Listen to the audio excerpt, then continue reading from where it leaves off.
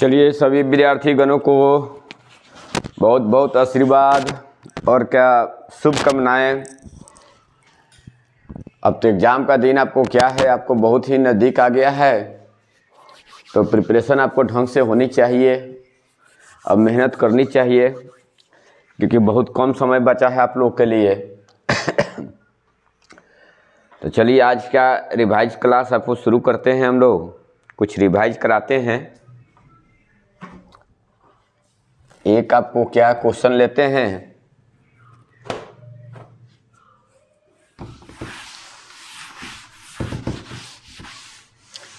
Lens makers formula. क्या question है आपका?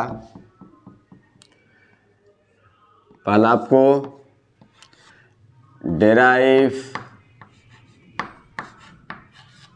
लेंस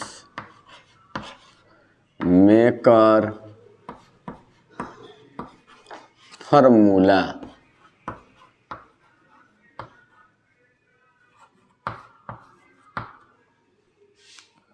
लेंस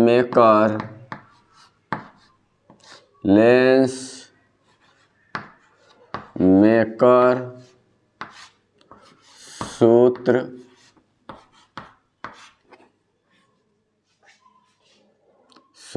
प्राप्त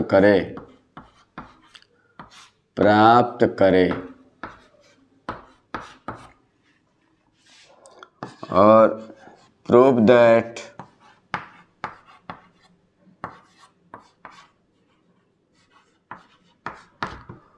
one by F equal to mu two by mu one minus one by are one minus one by are two. यह lens maker formula को derive किया जाए। इसकी जगह पर क्या हो सकता है? One by F equal to mu minus one by are one minus one by are two, या one by F equal to n minus one by are one minus one by are two, n two by n one भी हो सकता है, कुछ भी हो सकता है। यह ऐसे फार्मूला को हमको क्या करना है, बहुत ही वीवीआई क्वेश्चन है, इसको जरूर आप लोग देख लेंगे। इस क्वेश्चन को हम लोग क्या करें, डेराइव करें। देखा जाए कैसे डेराइव करेंगे।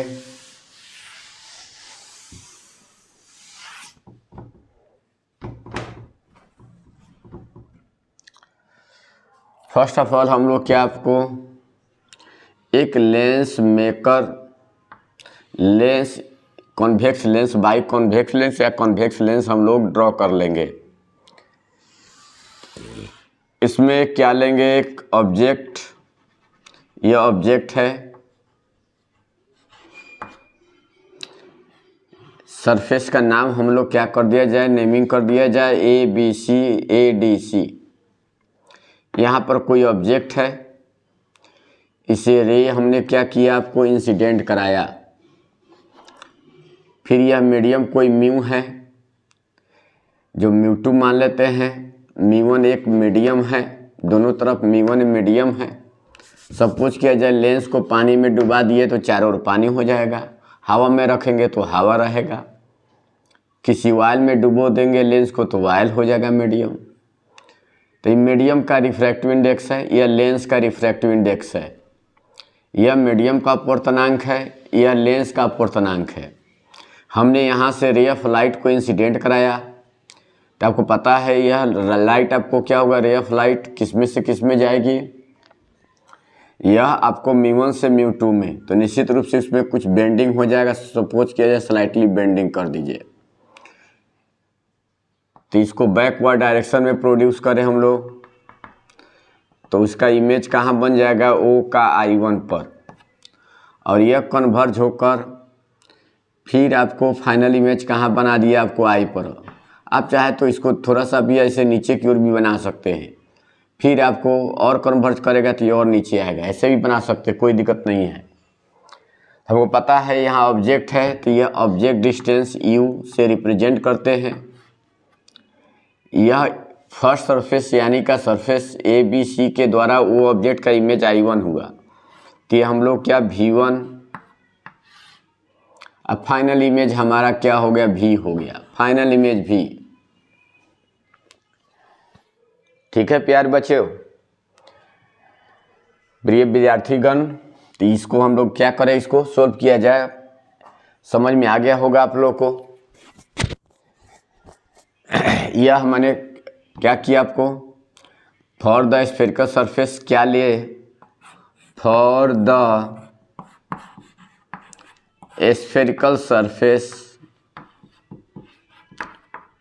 स्फेरिकल सरफेस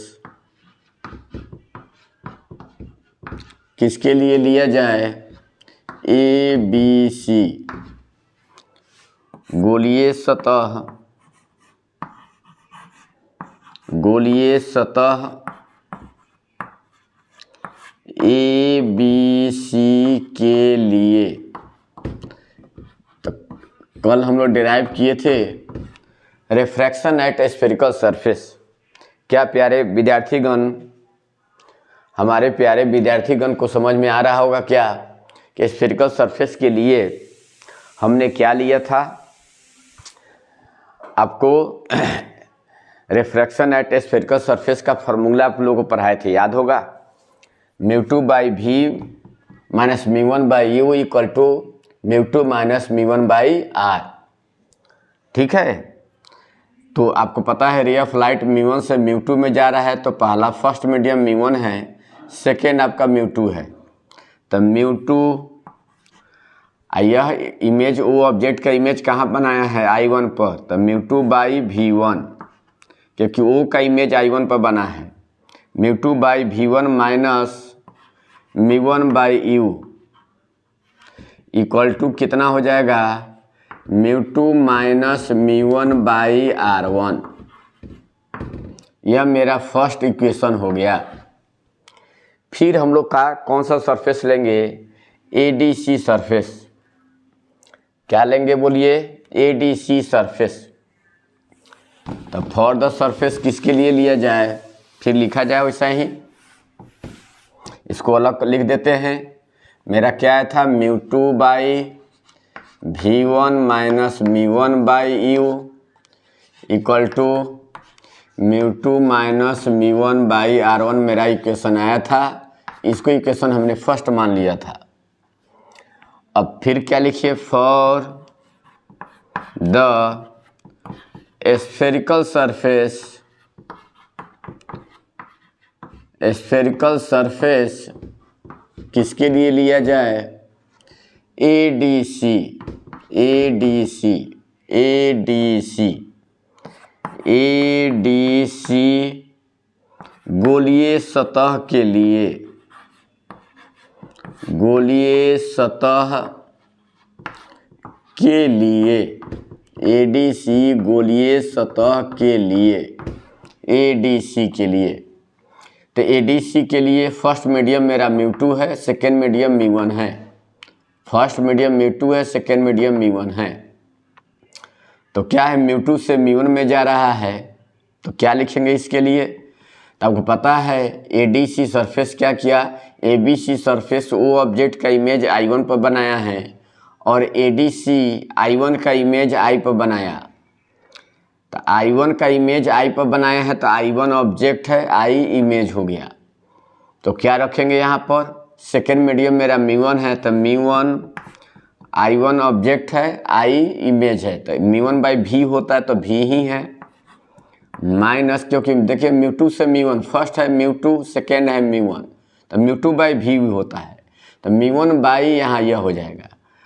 और फर्स्ट के लिए μ2 है, तो μ2 अब बाई ऑब्जेक्ट डिस्टेंस मेरा I1 है, तो V1 लिखेंगे यहाँ, इक्वल टू क्या होता है मेरा फार्मूला, μ2 माइनस μ1, तो μ1 यहाँ है, μ1 माइनस μ2 बाई सेकेंड आपका रेडियस ऑफ कर्वेचर इसका R2, यह सेकेंड आपका हो गया।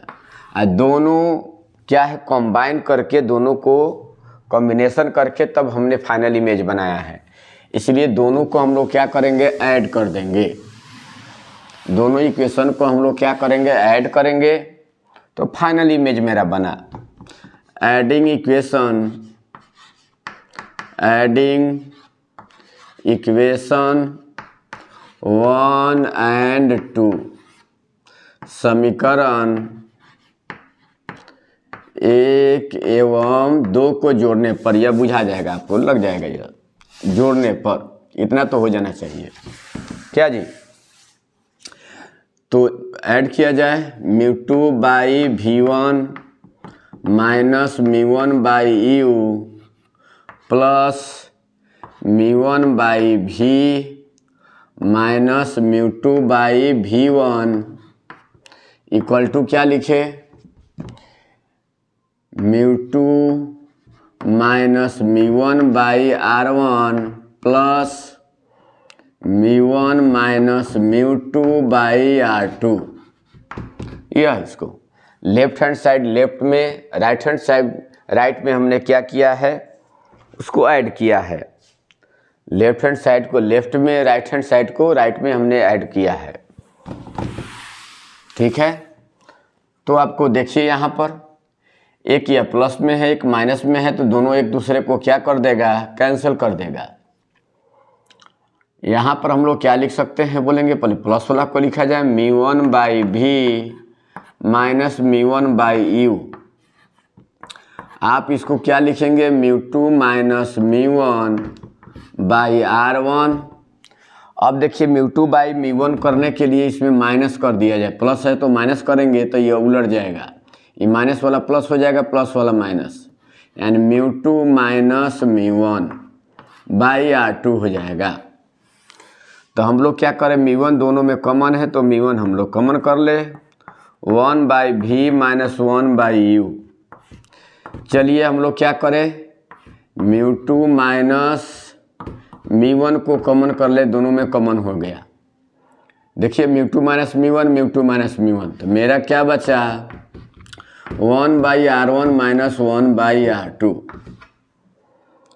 तो μ1 से यह क्या है, मल्टीपल में है तो डिवाइड में चला जाएगा, तो 1 by V minus 1 by U equal to μ2 minus μ1 by μ1,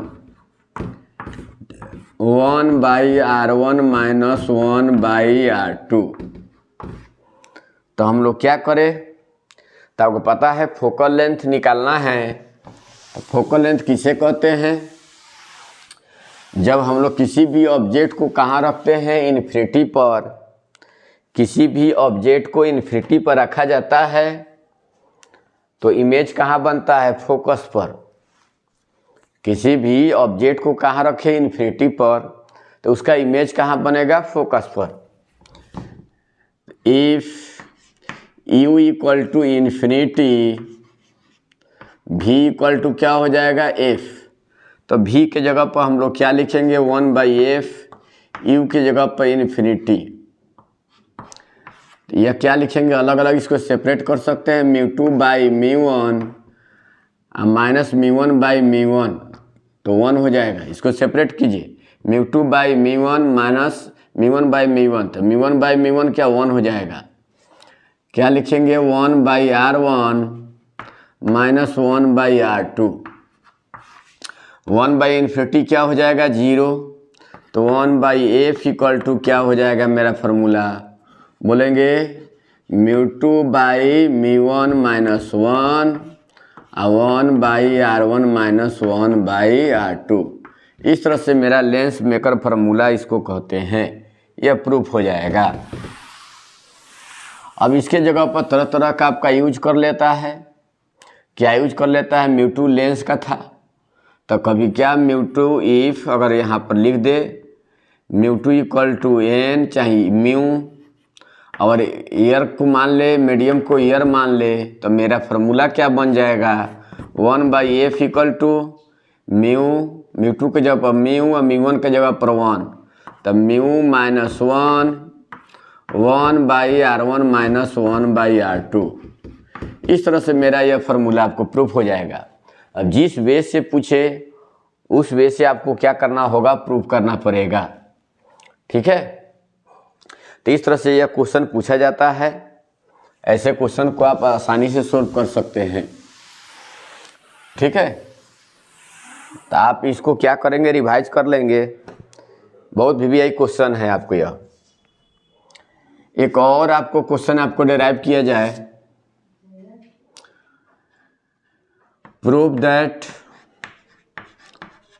that यह भी बहुत बार क्वेश्चन पूछा गया है। Mu equal to sine A plus delta M by two sine A by two, sine A plus delta M by two sine A by two, यह बहुत बार question पूछा गया है। ठीक है, वेयर म्यू क्या है, जहां mu refractive index for the prism और ए क्या आपको एंगल ऑफ प्रिज्म या रिफ्रैक्टिंग एंगल, प्रिज्म कोण या प्रिज्म का अपवर्तन कोण, डेल्टा एम है यहाँ angle, minimum angle of deviation by the prism. Delta M क्या है, minimum angle of deviation by the prism. तो इस तरह से चाहे तो ऐसे क्वेश्चन भी रखता है, कभी कभी ऐसे क्वेश्चन भी पूछता है prove that delta m equal to mu minus 1 into a, ऐसे प्रूव करने के लिए भी पूछ देता है। ठीक है, म्यू क्या है, refractive index for the prism. Mu prism का रिफ्रैक्टिव इंडेक्स है, अपवर्तनांक है, प्रिज्म का अपवर्तनांक है। ए को हम लोग क्या कहते हैं, प्रिज्म कोण, एंगल ऑफ प्रिज्म या रिफ्रैक्टिंग एंगल, प्रिज्म का अपवर्तन कोण। ऐसे भी क्वेश्चन या ऐसे भी क्वेश्चन पूछ देता है फाइंड द, या ऐसे भी पूछता है find the minimum deviation, minimum deviation by the prism, bye the prism, यानी प्रिज्म से न्यूनतम विचलन कोण, न्यूनतम विचलन कोण निकाले, प्रिज्म से न्यूनतम विचलन कोण निकाले। ऐसे भी क्वेश्चन पूछा जाता है, तो आप वैसे भी डिराइव कर सकते हैं। तो यहाँ पर देखिए कैसे हम लोग इसको निकाला जाए। इसको निकालने के लिए हम लोग क्या करें, फर्स्ट ऑफ ऑल हम लोग क्या करेंगे, एक प्रिज्म हम लोग ड्रॉ कर लेंगे। प्रिज्म ए बी सी, एक प्रिज्म का क्रॉस सेक्शन है, आपको पता है। ए को हम लोग क्या कहते हैं, एंगल ऑफ प्रिज्म। यही ए को हम लोग एंगल ऑफ प्रिज्म या रिफ्रैक्टिंग एंगल। यहाँ पर रे ऑफ लाइट आपको इंसिडेंट हुई, रे ऑफ लाइट आपको इंसिडेंट कराया जाए।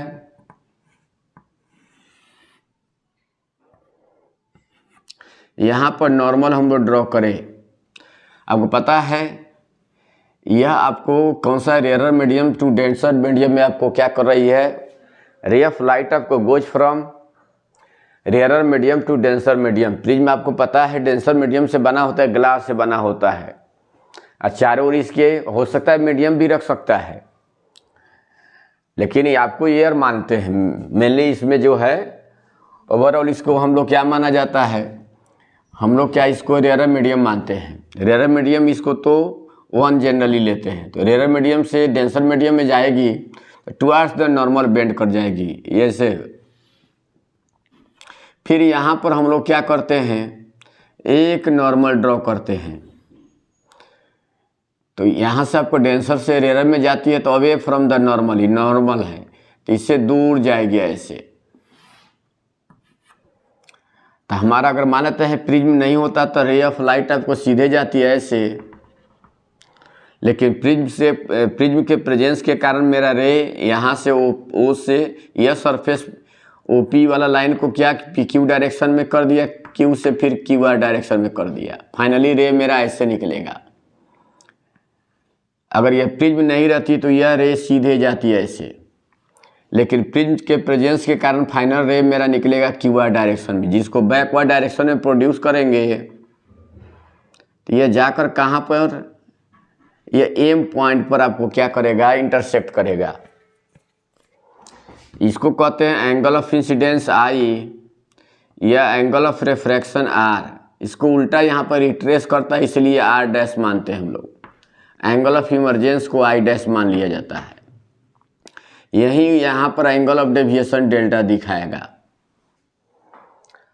तो आपको पता होना चाहिए यह आई है पूरा, यहाँ से लाइन, यह लाइन वर्टिकल एंगल से, यह लाइन वर्टिकल एंगल से पूरा आई, तो यह भी आई होगा, यहाँ से यहाँ तक आई होगा वर्टिकल एंगल से। ऐसे ऐसे यह आई बनाया तो पूरा आई बनाएगा ये भी। तो वर्टिकल एंगल से यह आई होगा तो पूरा यहाँ से यहाँ आई होगा। तो आर है तो आई माइनस आर हुआ, आई माइनस आर।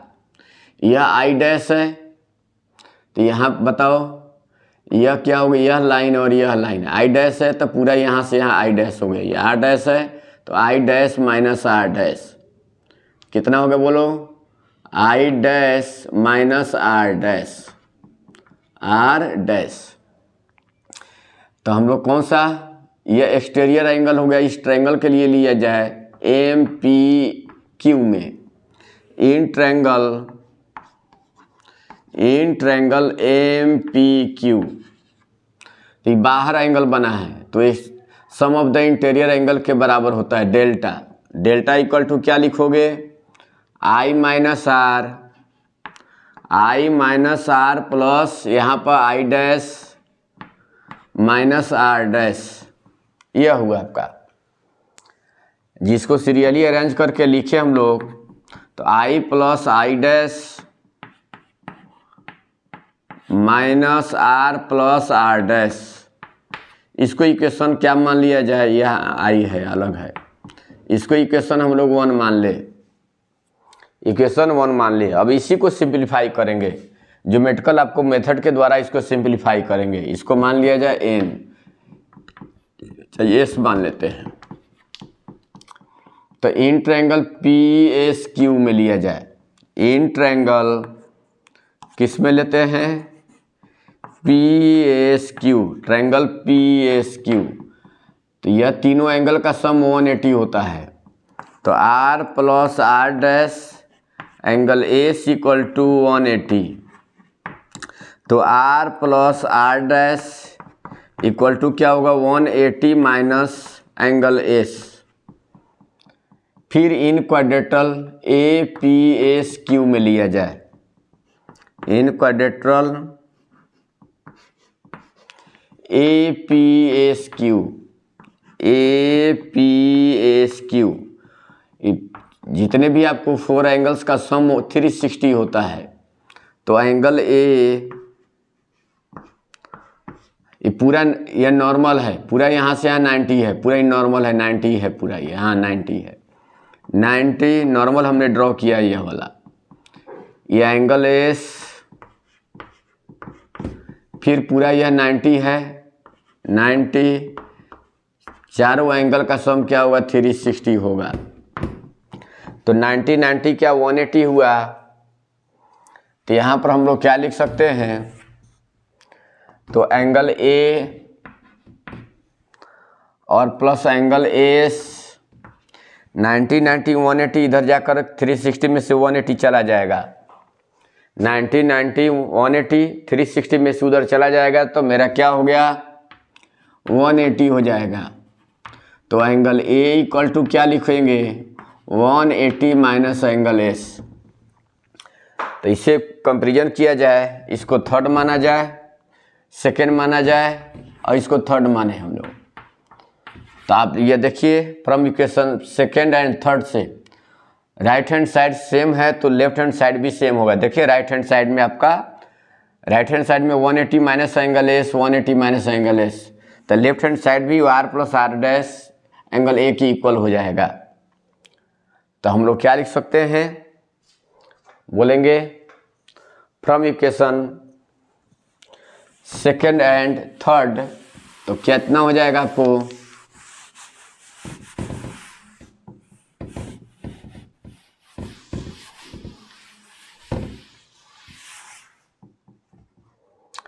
फ्रॉम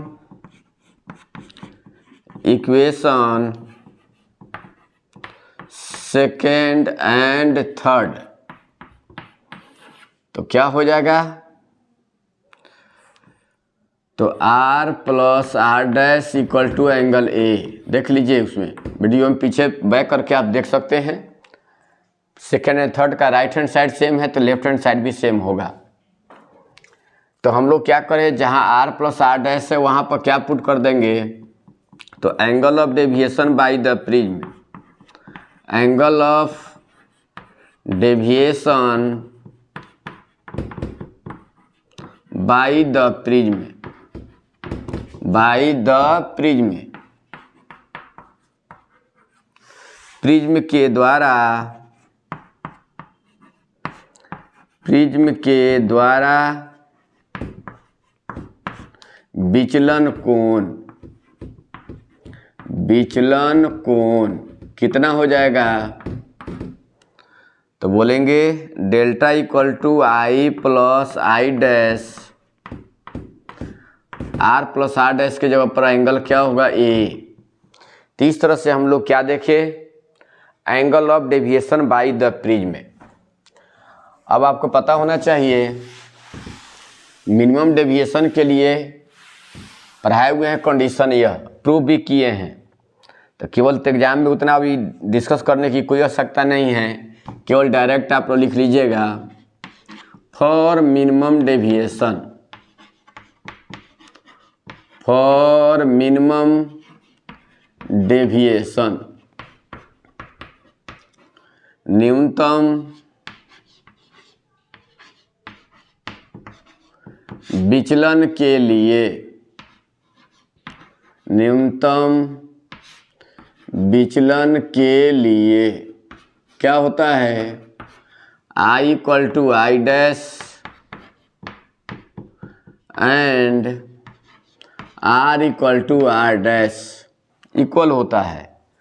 तो हम लोग चाहे तो यहाँ पर रख सकते हैं, आई डैश के जगह पर आई रख सकते हैं, तो मिनिमम डेविएशन बोलेगा यह। तो कितना हो जाएगा, मिनिमम डेविएशन,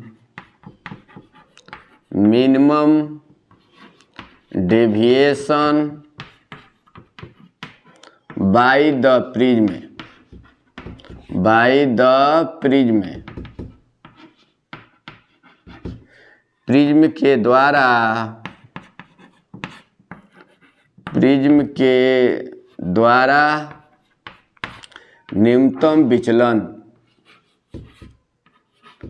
न्यूनतम विचलन कितना होगा जी, न्यूनतम विचलन डेल्टा एम इक्वल टू, तो कितना रखेंगे आई प्लस आई डैश, तो 2i, आई डैश के जब पर आई रख दिया हमने, 2i माइनस एंगल ए, यह मिनिमम डेविएशन हो गया।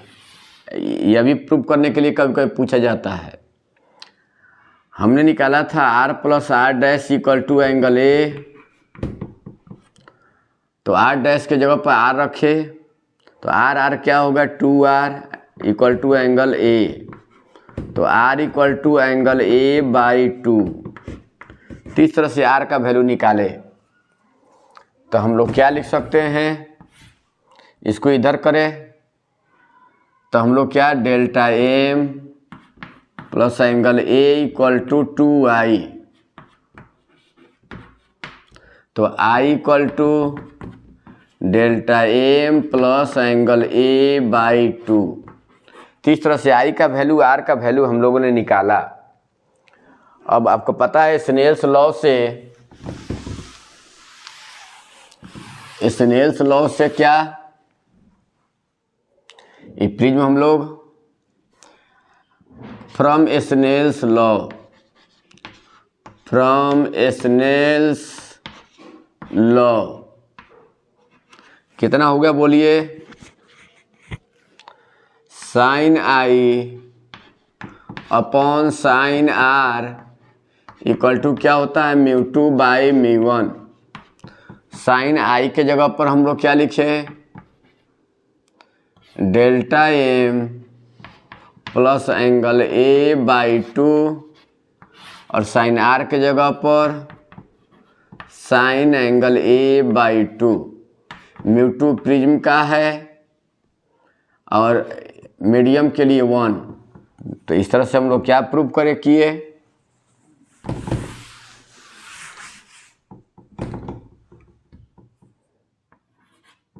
Mu equal to sine A plus delta M/2 sine A/2। उसमें एंगल लगाने की कोई ज़रूरत नहीं है क्योंकि आपको पता है साइन थीटा में तो एंगल होता ही है यह। तो इस तरह से हम लोग प्रूव कर दिए। ठीक है, अब क्या है, आपको पता है जब छोटा प्रिज्म होता है तो उसमें जो एंगल यह बनेगा, साइन में एंगल जो बनेगा वह स्मॉल बनेगा। For small prism, for small prism, छोटा प्रिज्म के लिए, छोटा प्रिज्म के लिए क्या होगा बोलेंगे, साइन जो A प्लस डेल्टा M/2 किसके इक्वल, approx A plus delta M/2 और sine A/2 approx A/2। Sorry line आपका कट गया, फिर भी बोल रहे हैं, उससे काम चला लेंगे आप लोग को। तो mu equal to, line cut गया आपका, कितना होगा, A plus delta M/2 A/2। तो आपका 2 से 2 कैंसिल हो जाएगा, mu A equal to A plus delta M। तो डेल्टा M इक्वल टू आ जाएगा तो म्यू A माइनस A बोल रहे हैं, उससे काम चला लेंगे आप लोग, म्यू -1 × A। इस तरह से प्रूफ हो जाएगा आपका मिनिमम डेविएशन। तो आज के क्लास हम लोग क्या देखे कि इसमें प्रिज्म के लिए 2 क्वेश्चन हम लोगों ने लॉन्ग क्वेश्चन को कवर किया है।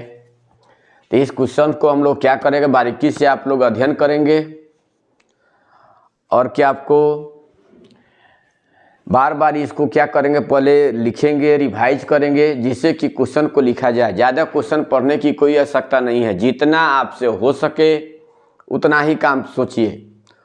आपसे अगर मान लेते हैं 10-15 आपको लॉन्ग क्वेश्चन आपसे नहीं हो पा रहा है, 5 ही हो रहा है, तो 5 को ही आप ऐसा करें, रिवाइज करें, जिससे कि हम जाकर वहाँ पर कॉपी में लिख सके, एग्ज़ाम में लिख सके। ज़्यादा क्वेश्चन देखने की कोई आवश्यकता नहीं है।